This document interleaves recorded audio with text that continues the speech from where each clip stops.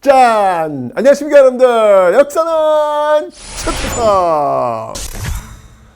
네, 저도 지금 KBS에서 촬영하고 지금 막 달려온 겁니다 지금. 여러분들 그런 게 있죠. 여러분, 성공하는 비결이 뭔지 아세요? 성공의 비결은요, 지름길이 없다라는 것을 깨닫는 것, 그게 바로 성공의 비결이라고 합니다. 우리 자꾸 이렇게 뭔가를 하다 보면 자꾸 이렇게 요행수를 찾게 되는 경우가 있는데, 정말 여러분들 성공하기 위해서는 피나는 노력, 그리고 끈질긴 반복, 이것만이 성공의 어떤 그 길이 아닌가, 정도가 아닌가라는 생각이 듭니다. 사실 저 같은 경우에도 나이 30대가 되어서야 알게 되었어요. 30대가 되어서야 그렇구나. 그러니까 그 전까지는 사실은 제가 뭐 이렇게 특별하게 뛰어나게 잘하는 게 없었던 그런 친구였거든요. 그러니까 좀 어떻게 보면은 누군가가 이런 얘기해서 성공의 지름길이 없어라고 얘기했을 때 와닿지가 않는 거예요. 나 이렇게 되는 걸까? 근데 다행스럽게도 저는 그냥 하루하루를 그냥 열심히 살았던 것 같아요.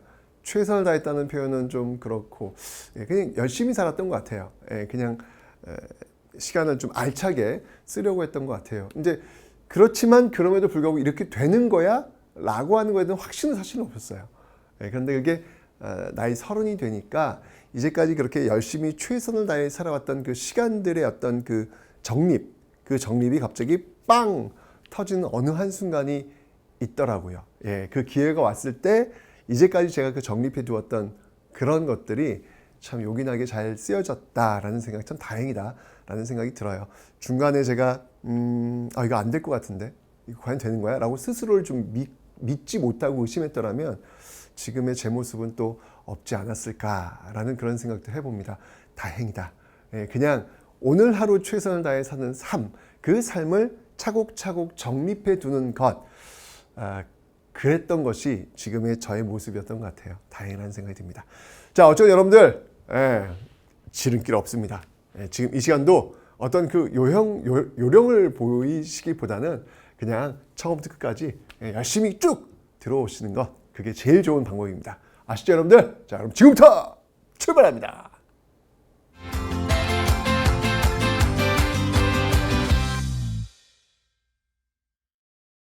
자, 여러분들 오늘 이제 고려의 경제와 사회를 배워볼 텐데, 사실 이 부분은 한능검 심화에서는 그렇게 많이 다뤄지는 부분은 아닙니다. 한 문제도 안 다뤄질 수도 있어요. 진짜 운 좋으면 한 문제 정도? 그러니까 경제와 사회 파트는 거의 다뤄지지 않잖아요. 정치와 문화에서 집중적으로 다뤄지고 있습니다. 그런 이유 중에 하나는 뭐냐면 사실은 복습이에요. 다 배웠던 내용들 조금만 살만 붙이면 되기 때문에 어렵지 않다는 것입니다. 자, 복습한다 생각하시고 따라와 보시면 되겠습니다. 먼저 경제에서 우리는 항상 토지 제도와 세금 걷는 거, 이런 것들 제일 중요하잖아요. 토지 제도와 수취 제도 한번 살펴보도록 하겠습니다. 자, 먼저 여러분들 토지 제도 우리 배웠어요. 여기 지금 수조권과 그 다음에 소유권으로 나누어서 한번 접근을 한번 해보겠습니다. 토지에는 두 가지 권리가 있다 그랬죠. 세금을 거둘 수 있는 권리, 그 다음에 그 땅을 소유할 수 있는 권리, 두 가지가 중첩되어 있다라고 설명드렸습니다. 자, 먼저 수조권과 관련된 제도예요. 여러분들 배우셨죠? 고려시대 때 역분전이라는 게 있습니다. 자, 역분전이라고 하는 건 여러분들 이건 어느 왕 때죠, 여러분들? 태조 때. 태조 왕건 때 시행되었던 제도, 역할에 따라서 나누어 주었다. 즉 개국 공신들에게 나누어 주었던 논공행상, 그렇죠? 논공행상을 가리기 위한 그런 토지였다라고 제가 설명을 드렸습니다. 역분전 기억하시면 되고요. 자, 그 다음에 이제 여러분들 이 광종의 개혁을 거치면서 여기 이제 광종의 어떤 개혁이 등장을 하죠. 여기 이제 광종. 그러면서 얼마나 왕권을 강화시켜요. 사실 여러분들 이 역분전이라고 하는 것은요, 왕권이 강하지 않다는 걸 보여주는 거예요. 역설적으로 보여주고 있는 거예요. 왜냐면 너 그래 이 싸움에서 이겼구나, 그래 가져가, 이런 거잖아요. 그러니까 왕권이 약하단 말이에요. 그런데 광종 때 노비양건법, 과거제 이런 과정을 통해 가지고 왕권을 강화시켰습니다. 피를 철철 묻히면서 왕권을 강화시켰습니다. 자, 그렇게 되니까 그 이후부터는 이제 중앙 집권화, 왕을 중심으로 해서 관리들을 서열화시키는 거예요. 예, 그러면 그 서열에 맞게끔 그냥 너 이랬구나, 너 이렇게면 줄게, 이런 관료적 모습이 나타나는 것이죠. 그걸 뭐라고 하냐면 이제 전시과라고 하는 거예요. 역분전은 농공행산이지만 전시과는 뭐냐면 진짜 말 그대로 과에 따라서 너가 어떤 일을 했느냐에 따라 가지고 전지와 시지를 나누어 주는 토지라는 것이죠. 자, 이건 이제 언제 시행됐냐면 바로 경종 때. 네, 경종 때 처음으로 시행이 되고 있습니다. 자, 이 시정전시과의 어떤 특징을 한번 살펴보면요. 이 시정전시과의 특징은 크게 두 가지로 나누어서 볼 수가 있겠습니다. 자, 첫 번째는 뭐냐면요. 첫 번째는 이건 누구한테 줬냐는 거예요. 누구한테 줬냐면 전직과 현직에게 모두 지급이 되었습니다. 그러니까 퇴직하고 나서도 지급받았다는 얘기죠. 내가 만약에 예를 들면 4급 공무원 일했어. 그러면 퇴직했어. 그럼 4급 공무원에 해당하는 것을 계속 받았다는 얘기예요. 이렇게 바로 연결하기는 좀 그렇지만 어찌 본다면 퇴직하고 받는 우리 공무원 연금 뭐 이런 비슷한 거네요. 퇴직하고 받는 거니까. 그런데 이 전현직에게만 지급되는 걸로 끝난 게 아니라 이렇게 나누어 준 다음에 과에 따라서 전지와 시지를 나눠 준 다음에 그 다음에 하나 더 봐요. 시정전시과에서는 그걸 뭘 보냐면 인품을 봐요. 인품을. 자, 이게 무슨 말이냐. 그러니까 인품을 본다는 얘기면 너 성격이 좋구나. 그래, 좀 더 가져가. 그런 의미가 아니고요. 여기서 인품이라고 하는 건 그 집안을 본다는 거예요. 그러니까 무슨 말이냐면 전직, 현직 그 서열에 따라 가지고 나눠줘요. 전지와 시지를 나눠줘요. 그 다음에 어느 집안에서 이 전지와 시지를 받았는데 이 집안이 정말 개국공신, 정말 대대로 뛰어난 집안이야. 근데 이 집안을 어떻게 서열로 나누다 보니까 너무 적게 주는 거야. 그래서 그거는 좀 부담스러운 거예요. 그래서 정말 빵빵한 집안인데 고려 세우는데 정말 애쓴 집안인데 그래도 요 정도는 줘야지. 좀 더 주자. 이런 것들 고려해 주는 거예요. 자, 잘 보세요, 여러분들. 시정전시과를 통해 가지고 왕권을 강화시키는 모습들 우리 봤죠? 그죠? 역분전, 개국공신들에게 나눠주었던 것보다는 훨씬 더 관료적인 어떤 모습이야. 그런데 그 역분전의 흔적이 아직 있다 없다? 있다라는 거예요. 그러니까 이렇게는 줬지만 좀 더 보는 거야. 좀 더 보는 거야. 그러니까 아주 과도기적인 어떤 그런 모습들 시정전시과의 특징이네요. 제도라는 게 여러분들 갑자기 팍팍팍 바뀌는 건 아니에요. 뭔가 어떤 좀 이렇게 연결고리들 속에서 자연스럽게 바꿔가는 거거든요. 자, 이제 다음 볼게요. 다음 이제 이 전시과를 개정했어. 자, 이거 이제 우리는 개정 한국사, 큰별쌤의 고급 한국사 이렇게 얘기하잖아요. 개정 전시과. 자, 이 개정 전시과는 목종 때예요. 목종 때 시행된 건데 이 개정 전시과는요. 잘 보세요, 여러분들. 특징이 있어요. 전직과 현직에게 줘. 이건 똑같아. 앞에 거랑 똑같아. 전직과 현직에게 줘. 그런데 인품 있잖아요. 인품. 인품은 이제 개정전시과에서 주지 않아요. 여러분 느낌 오죠? 조금 더 중앙집권, 조금 더 왕권이 강화된, 시스템이 정비화된 그런 단계가 이렇게 넘어오는 거예요. 오케이? 자, 그러다가 이제 완전히 다시 한번 바꾸는 다시경자 써가지고 경정전시과. 네, 경정전시과를 시행합니다. 이건 이제 문종 때 시행이 되는 건데요. 자, 여기서는 여러분들 어떻게 되냐면 여기서는 오로지 현직에게만 지급되는 현직에게만 지급되더라라는 겁니다. 자, 왜 이런 현상이 보여지냐면 지금 여러분들 이렇게 시정전시과, 개정전시과, 경정전시과로 넘어가는 그 과정에서 어떤 일이 벌어지냐면 여러분들 요 흐름 속에서 어떤 일이 벌어지냐면 토지가 부족해요. 요 흐름 속에서 토지가 그러니까 관리들에게 지급해야 될 토지가 부족해지는 현상. 이런 현상이 발발하면서 이제는 일한 사람한테만 주는 거야. 일한 사람들 현직에게만 지금 지급되고 있는 모습들. 이건 여러분 좀 더 중요하니까 제가 좀 빨간색으로 한번 적어보도록 하겠습니다. 현직에게만 지급되고 있더라라는 겁니다. 다시 한번 말씀드리지만 여러분들 여기서 전지와 시지, 요 시지라고 하는 것은 뭐냐면 임야예요. 임야. 임야라고 하는 건 뭐냐면 산을 왜 줄까? 산에 뭐가 있는데? 이 당시에 남방 뭐가 필요하죠? 땔감. 예, 그래서 땔감. 요 시는 산이에요. 그다음에 전은 뭐냐면 전은 이건 뭐 토지예요. 토지. 이거를 과에 따라서 나눠준다. 결국 최종적 전시과의 모습은 뭐냐면 현직에게만 지급되고 있다라고 하는 특징을 여러분들 좀 기억하시라라는 겁니다. 이게 바로 고려의 전시과 체제다라고 하는 거. 이게 핵심입니다. 이거 왜 준다? 관리들이 국가를 위해서 일을 한 대가, 그 대가로 세금을 거둘 수 있는 권리를 주는 거예요. 이게 이제 역분전 전시과 같은 개념이 되겠습니다. 됐죠? 자, 그런데 그러면 수조권만 있느냐? 아니에요. 소유권과 관련된 토지도 있어요. 자, 뭐가 있냐면 소유권과 관련된 토지는 여러분 기억나요? 왜 고대에 그 성덕왕 때 백성들에게 지급되었던 토지, 이건 소유권과 관련된다고 설명드렸잖아요. 그 토지를 우리는 뭐라고 하면 정전이라고 그랬어요. 그죠? 그런데 자, 이제 고려 시대부터는요, 정전이라는 용어 대신 민전이라는 용어를 씁니다. 민전.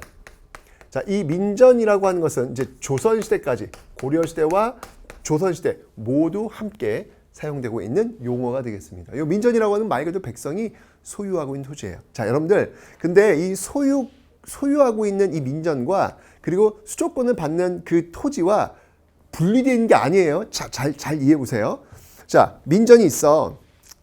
이거 내 소유야. 내 소유인데 내가 이제 국가에 세금을 내야 될 거 아니에요? 늘 그렇지만 내가 생산량의 일부는 국가에 세금을 내야 되니까. 그런데 내 토지 위에 전시과가 설정되는 거예요. 이해가 되세요, 여러분들? 나의 민전 위에 전시과가 설정이 된다고요. 전시과라고 하는 것은 뭐냐면 관리가 국가를 위해서 일한 대가로 국가가 백성으로부터 받는 세금을 대신 관리가 받아가는 제도가 바로 수조권과 관련된 전시과입니다. 그죠? 그러니까 내가 민전이야. 이게 내가 소유권이야. 내가 소유권 갖고 있는 토지야. 그러니까 이 토지에서 나오는 생산량의 일부를 국가에 내지 않고 관리하기 준단 말이에요. 그걸 뭐라고 한다? 그걸 관리는 전시과를 가져갔다라고 하는 거잖아요. 전시과를 받았다라고 하는 거잖아요. 그러니까 당연히 내 민전 위에 전시과, 관리의 전시과가 설정이 되는 거죠. 이해가 돼요? 난 백성이야. 나의 민전 위에 관리의 수조권을 행사할 수 있는 전시과가 설정이 된다고요. 같은 토지 위에. 오케이? 그래서 저는 이제 이 민전에서 생산량을 수확한 저는 누구한테 세금을 내면 되는 거예요? 관리한테.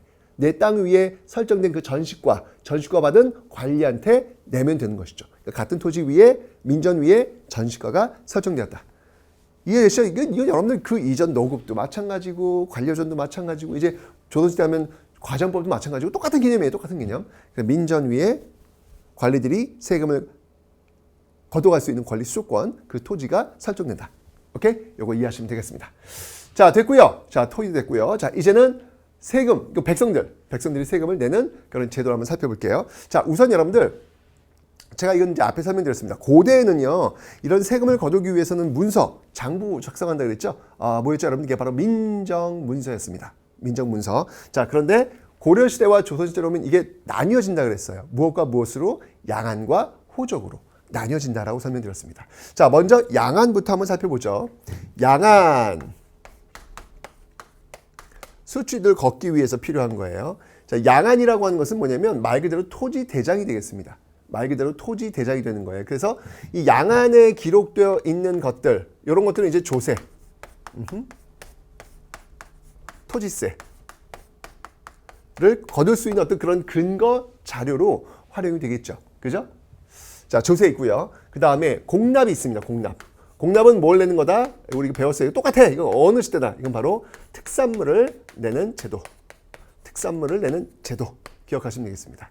자, 양안이 있다면 또 뭐가 있다고 그랬죠, 여러분들? 호적이 있습니다. 호적. 자, 이 호적이라고 하는 것은 여러분들 바로 무엇을 세금으로 걷기 위해서 필요한 장부일까요? 노동력이에요.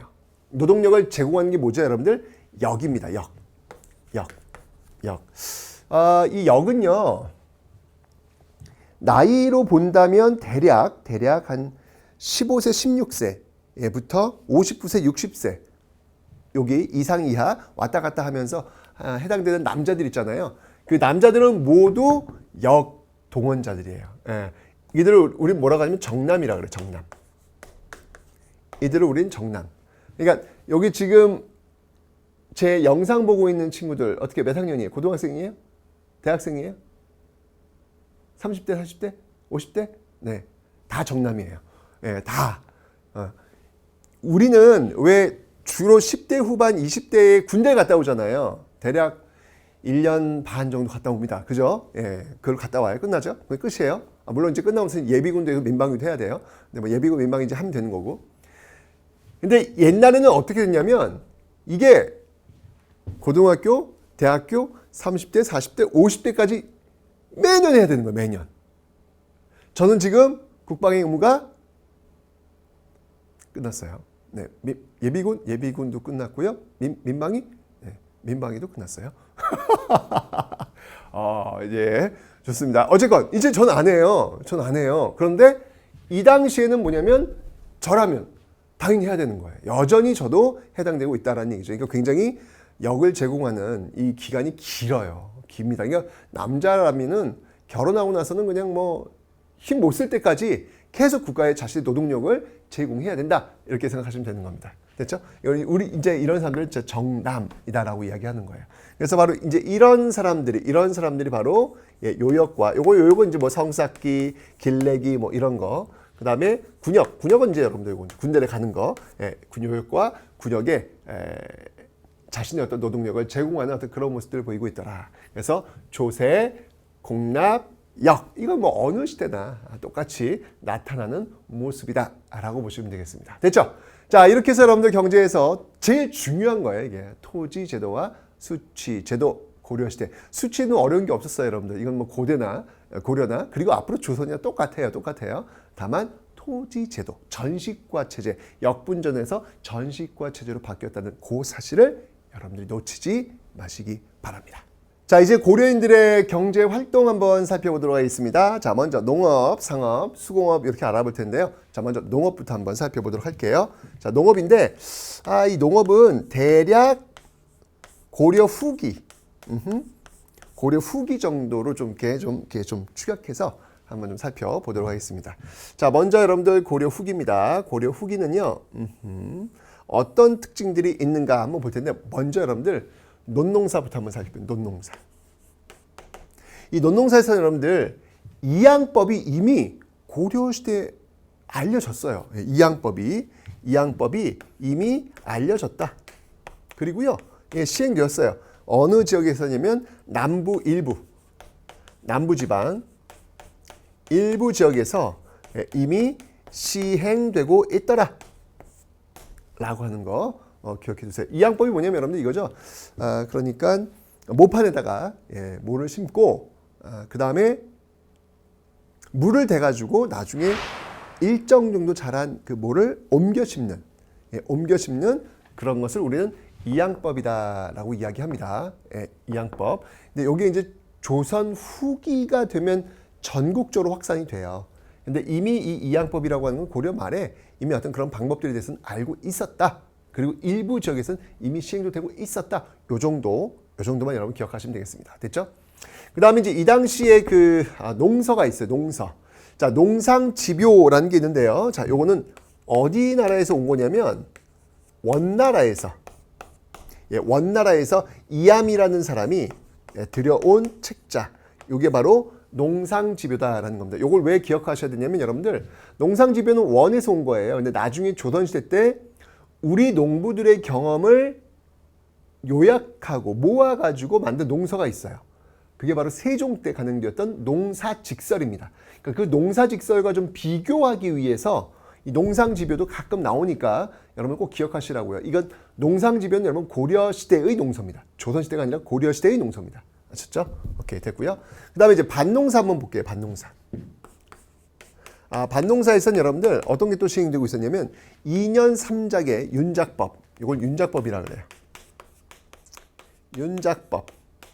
네, 이게 이제 돌아간다는 얘기예요. 예, 작물이 이게 돌아가면서 이렇게 하는 건데 바로 2년 3작이다라고 이야기합니다. 2년 3작.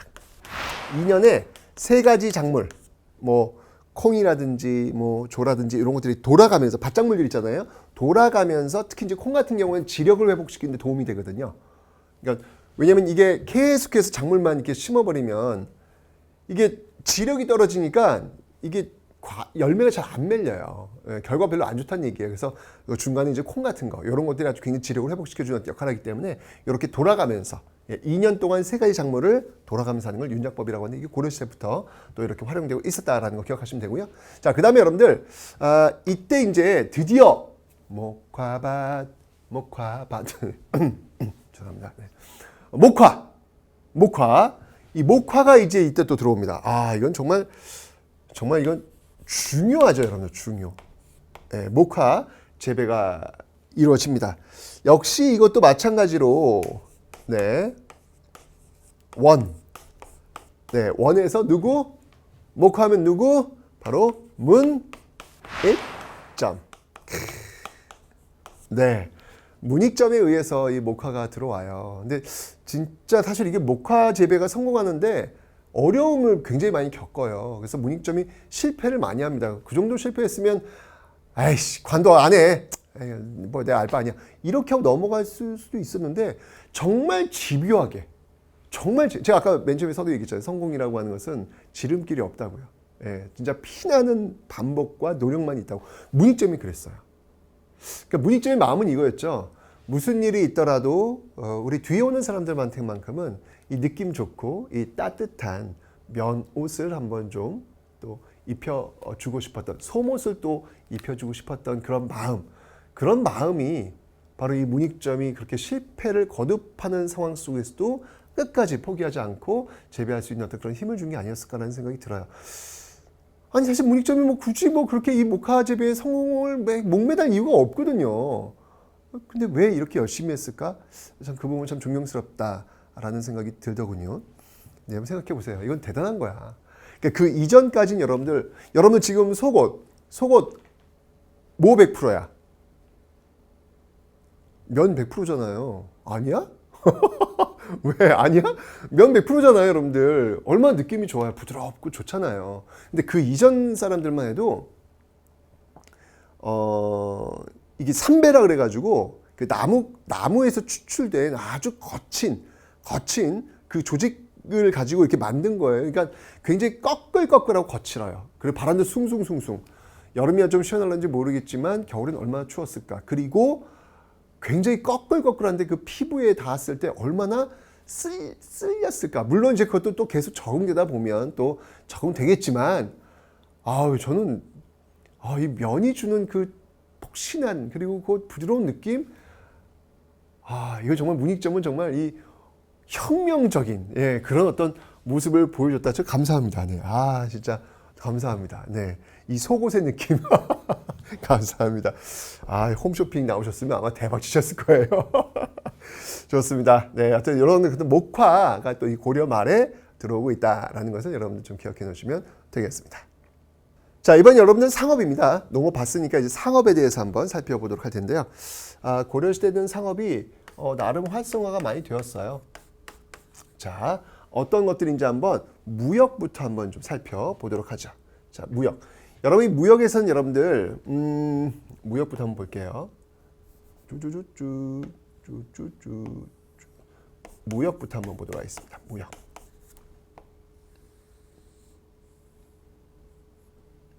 이 무역은요, 우선 여러분들 국제무역항부터 한번 살펴봐야 되겠죠.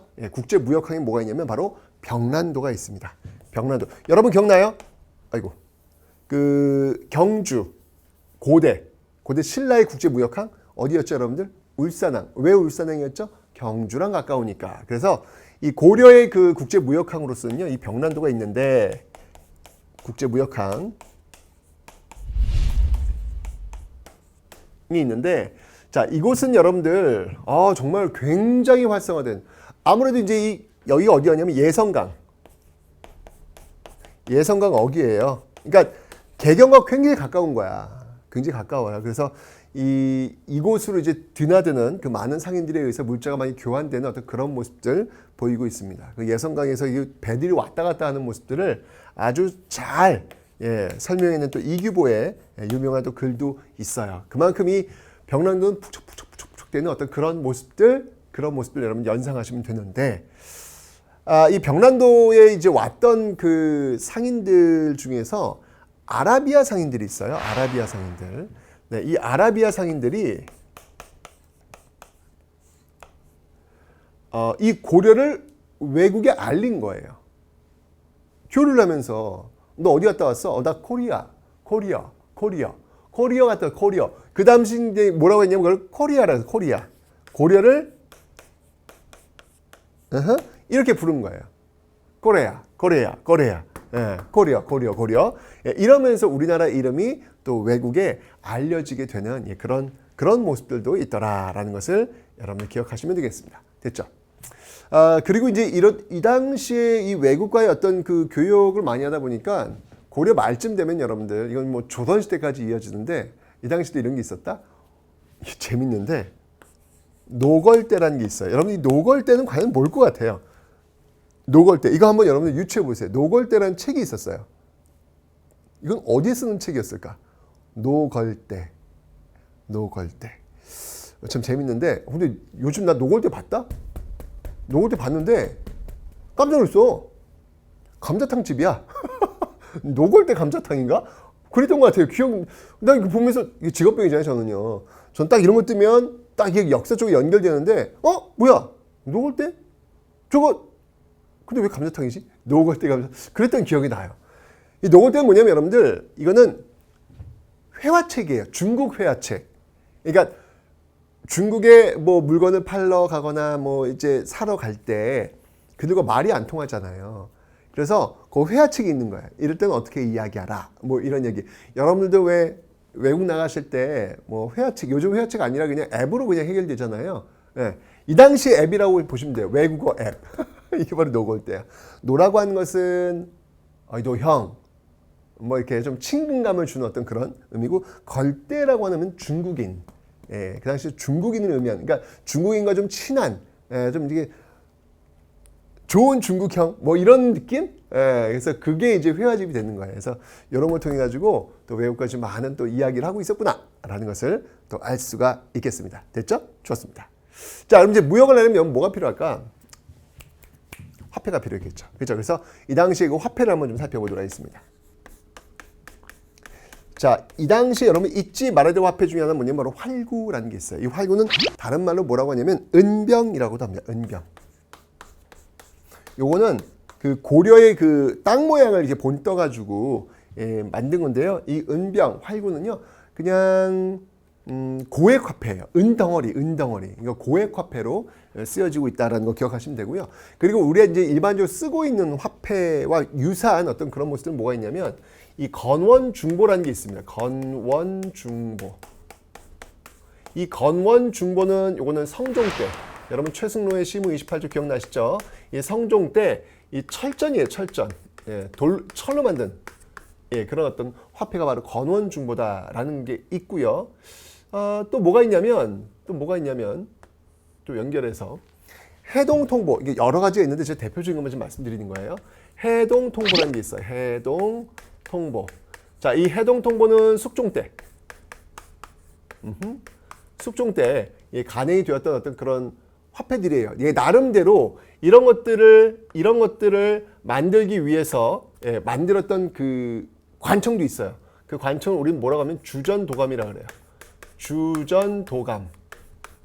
그러니까 도감은 제 임시기구잖아요. 주전. 바로 화폐를 만들기 위한 어떤 그런 임시관청, 이런 것들 좀 만들어가지고, 나름대로 이 화폐를 좀 유통시키려고 노력을 하는데, 결과가 어떨까? 결과는 유통엔 실패해요. 이게 안 돼요. 여러분, 화폐들이. 여전히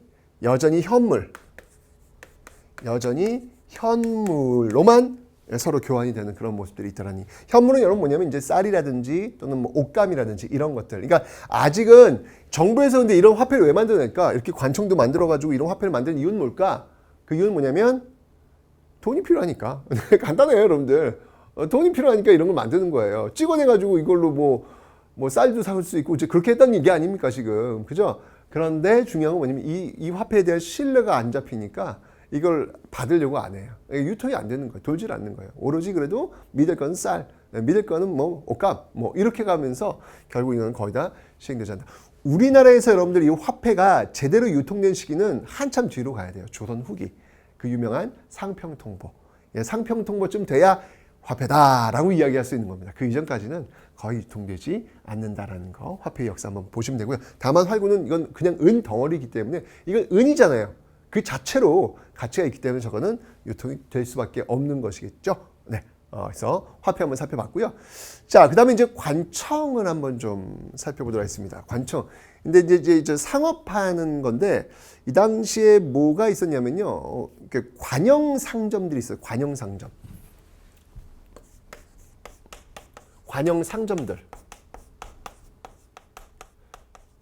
뭐, 예를 든다면은 국가가 운영하고 있는 뭐 서적점, 뭐 책 같은 거 파는 곳이죠. 서적점. 그 다음에 또는 다점. 다점이 뭔지 알아요, 여러분들? 다점. 차 마시는데. 여러분들 우리는요 기본적으로 차를 굉장히 많이 마시는 그런 나라였습니다. 지금도 그런 것 같아요. 지금 이제 차 대신에 커피를 그렇게들 많이 마시더라고요. 저는 사실은 커피는 무슨 맛인지 모르겠어요. 써. 그냥 써. 똑같이 써. 근데 이거 어디 커피 마시면 참 좋다고 얘기하는데 저 그걸 못 느끼겠더라고요. 예. 근데 여러분들 돌아가신 조상들에게도 차를 바쳐요. 예, 차를 바칩니다.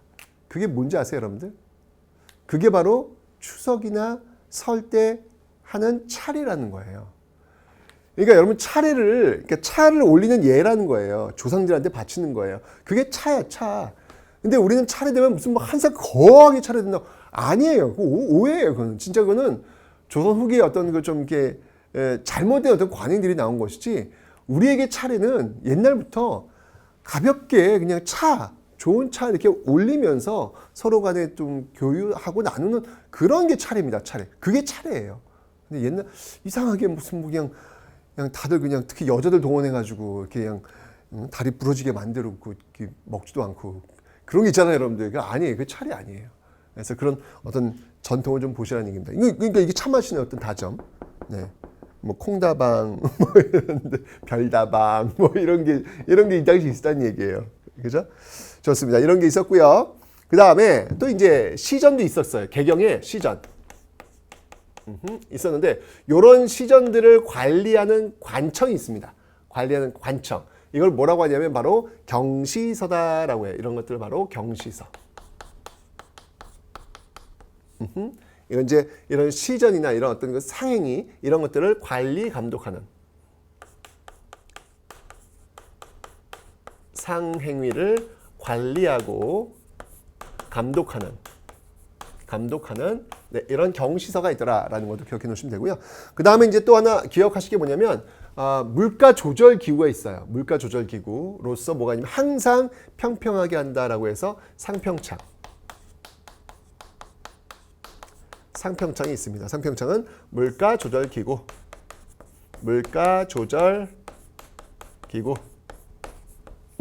이런 게 있다라는 거. 경시서는 여러분들 이거 조선시대도 이어져요. 그러다 나중에 이제 평시서 뭐 이런 이름으로 가고요. 상평창도 조선시대로 계속 연결이 될 겁니다. 됐죠? 자, 이렇게 해서 이제 상업 한번 살펴봤습니다. 살펴봤고요. 그 다음에 수공업을 한번 좀 살펴볼게요. 다음에 수공업. 예, 농업 받고 상업 봤으니까 이제 수공업을 한번 살펴보도록 하겠습니다. 수공업. 자, 수공업은요, 여전히 관영 수공업이 주로 있겠죠. 수공업은 주로 관영 수공업이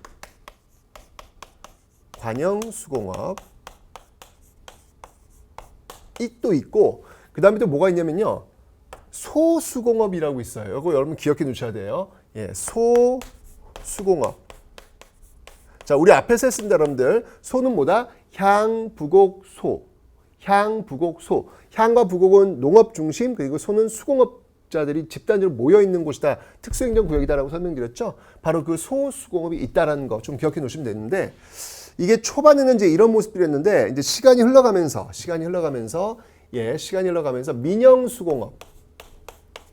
민영수공업도 좀 나타나고요. 그 다음에 이게 또 하나의 그 고려만의 특징이라고 볼 수 있는데, 사환수공업이라고요. 사찰이죠, 사찰, 절. 절에서도 이렇게 물건들을 만들어가지고 또 심지어 팔고 매매도 하는, 서로 교환하는 그런 것들도 있더라. 그래서 소수공업, 이 소수공업 나면 이건 고려예요. 그래서 사환수공업 기억하시면 되겠습니다. 그래서 여러분들 고려시대 어떤 특징 중에 하나 뭐냐면 전식과 이런 키워드, 그 다음에 병난도, 그 다음에 활구, 은병, 그 다음에 소수공업 이런 것들이 나오면 이건 무조건 고려시대예요. 이런 키워드들을 여러분들 쫙 기억하시고 이게 어느 시대와 연결되는지를 인지하시면 되겠습니다. 됐죠? 고려의 경제였습니다.